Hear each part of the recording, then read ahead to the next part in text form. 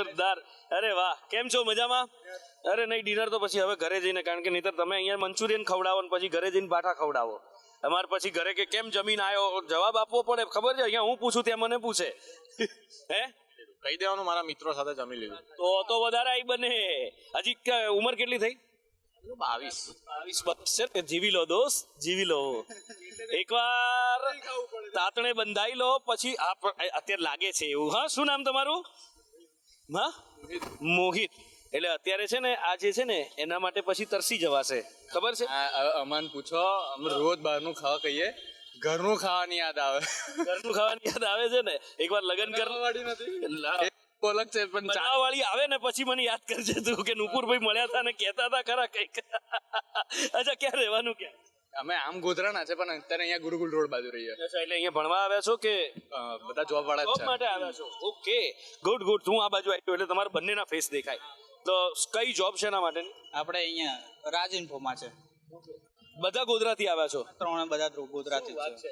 ગોધરામાં કેવું છે, voting boating કરવા જવાના કે નહીં? જવાના ને સ્પેશિયલ રજા આપી છે ઓફિસમાંથી. શું વાત છે? કોણ લડવાનું? એટલે ચૂંટણી કોણ લડવાનું એમ? પેલી ફાઇટિંગ નહીં? અમારે છે સીકે રાહુલજી છે, અને કોંગ્રેસ. હે, કોંગ્રેસની ખબર નહીં રાખો. કોંગ્રેસની ખબર નહીં. ત્યાં આગળ પેલા સાહેબને વાત કરી મને કે ગાંધીનગરમાં કોંગ્રેસ કોણ, મને ખબર નહીં, અમિતભાઈ છે.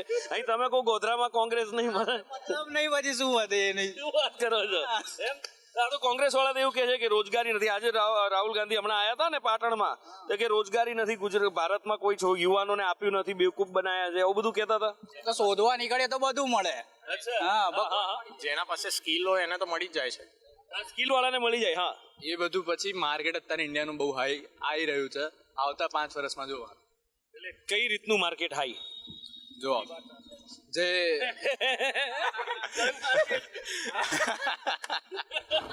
મેં એને પૂછ્યું કયું માર્કેટ હાઈ, તો મને જવાબ આપે છે અબકી બાર 400 પાર.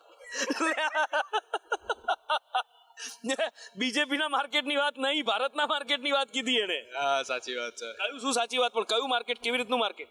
ને એટલે પોતાનો બિઝનેસ ઓપન કરવાનો. અત્યારે જે પેલું કહેવાય છે ને કે એન્ટરપ્રિન્યોર બનવાનું બધાને, તો ઇન્ડિયામાં અત્યારે સૌથી મોસ્ટ એ વસ્તુ ચાલી રહી છે. તમે જોઈ શકશો આજુબાજુ બધે બીટેક કરેલા, ઘણા બધા ભણેલા. Haven't you try for that? Have you try for that? ના, ટ્રાય નથી કર્યો, બટ વિચાર છે કે આખો દિવસ જોબ પર નહીં, બિઝનેસ કરવાનો ચાન્સ મળશે તો. કારણ કે બિઝનેસ ક્યારેક મોકો આપે.